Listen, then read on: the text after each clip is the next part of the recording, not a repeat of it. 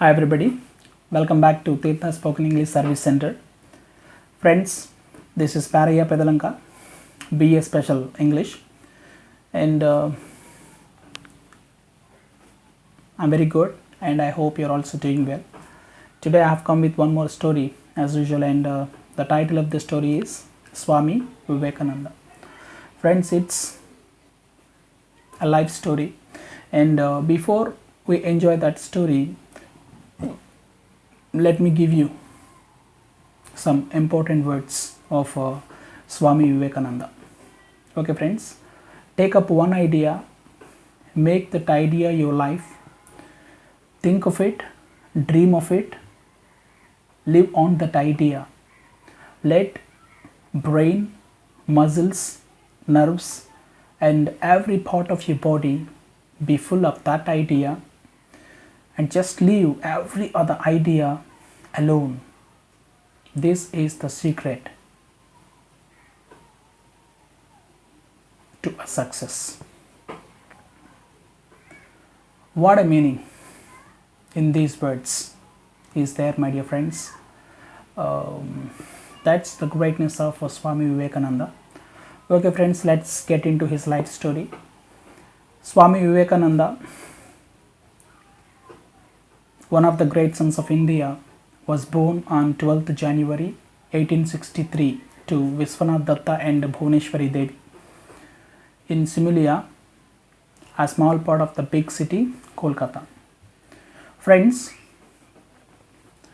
he had a divine glow on his face, and he was named Vireshwara first, and then the name was too long for children to call, so everybody started calling him Narendra. And my dear friends, his father Vishwanath Datta was very kind and helpful to the poor and needy, and his mother Bhuvaneshwari Devi, apart from family duties, she spent a lot of time in singing and narrating stories from two great epics, the Ramayana and Mahabharata. And our Narendra used to sit beside his mother, to listen to such stories. And my dear friends, when it comes to his childhood was filled with so many incidents that showcased his courage, presence of mind and intelligence. Friends, he was active, lovely and playful. He loved birds and animals, and the qualities of leadership in him were visible since his childhood, my dear friends. And his favorite game was the king and the court, and in that game he would always play the role of a king, and his playmates were his ministers. And my dear friends, Narendra and his friends often practiced meditation. Our Narendra, while meditating, could sit for a long time, and he would look like little Buddha. One day, my dear friends, when Narendra and his friends were meditating, a long snake, a black snake, came near them. Everybody except Narendra shouted and ran away from there on seeing that snake. But our Narendra didn't even move from his place, and he hadn't opened his eyes. The snake crawled on the floor and left without doing any harm to him. That was the courage of Narendra the Great. And my dear friends, when it comes to his school days, our Narendra was very good at studies as well as sports, and he listened to his teachers very carefully. And my dear friends, he could remember whatever was taught by the teachers and never forgot anything, even if he listened to it only once. And my dear friends, once our Narendra was punished at school, his geography teacher asked him a question which he answered correctly, but the teacher thought it was wrong and punished him. Then our Narendra protested, "Sir, I haven't committed any error. I am sure what I said is right."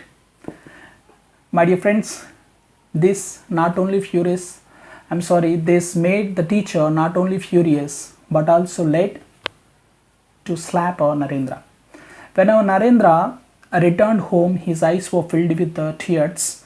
He narrated everything to his mother. Then his mother Bhuvaneshwari Devi consoled him and said, "My dear son, why do you worry if you are right? Always follow the truth, whatever may happen." And later, when the teacher realized his mistake, he regretted it.